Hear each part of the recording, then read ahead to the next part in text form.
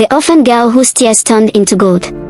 Long ago, in a quiet village surrounded by thick forests and flowing rivers, there lived a young orphan girl named Amara. Amara had no father, no mother, and no brothers or sisters. After her parents died from a terrible sickness, she was forced to live with her cruel aunt, Mama Kemi. Mama Kemi hated Amara.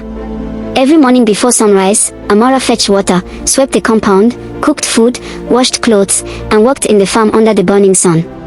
Yet no matter how hard she worked, Mama Kemi was never satisfied. "You useless child," she would shout. "You eat my food and bring me nothing." At night, while Mama Kemi's children slept on soft mats inside the house, Amara slept outside near the goats with only an old wrapper to cover herself. But despite all the suffering, Amara remained kind. She shared food with hungry children. She greeted elders respectfully. And every evening, she sang softly to herself beneath the moonlight. One dry season, something strange began to happen.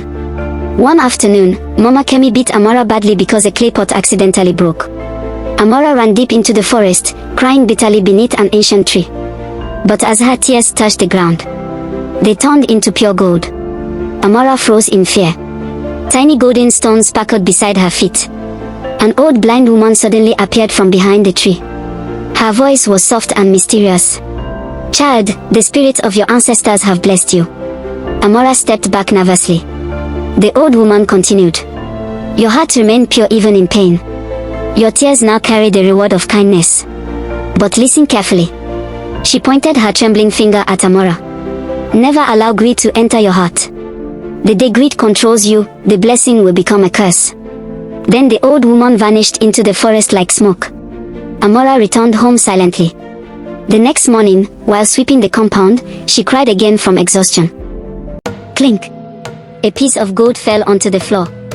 Mama Kemi's eyes widened. What was that?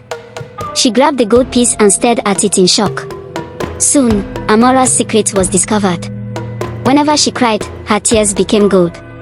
At first, Mama Kemi pretended to become kind. She gave Amara better food. She allowed her to sleep indoors. She even called her, "my dear daughter." But it was all fake. Deep inside, greed had entered Mama Kemi's heart. One night, Mama Kemi whispered to her children, "We shall become the richest family in the kingdom." From that day, they started forcing Amara to cry every single day. They pinched her, insulted her, beat her, starved her, and every tear became gold. Soon, Mama Kemi became very rich. She bought expensive wrappers, built a large house, and people in the village began to wonder where her sudden wealth came from.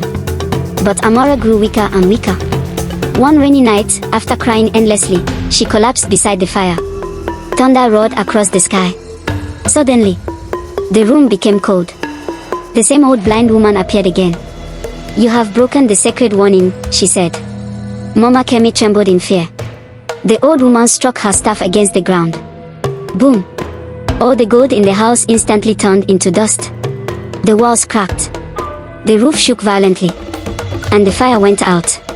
Mama Kemi screamed, "Please forgive me."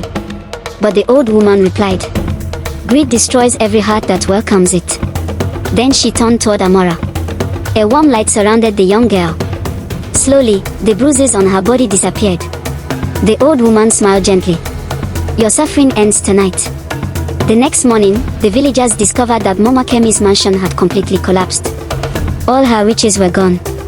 But Amara was nowhere to be found. Days later, travelers from a distant kingdom brought surprising news.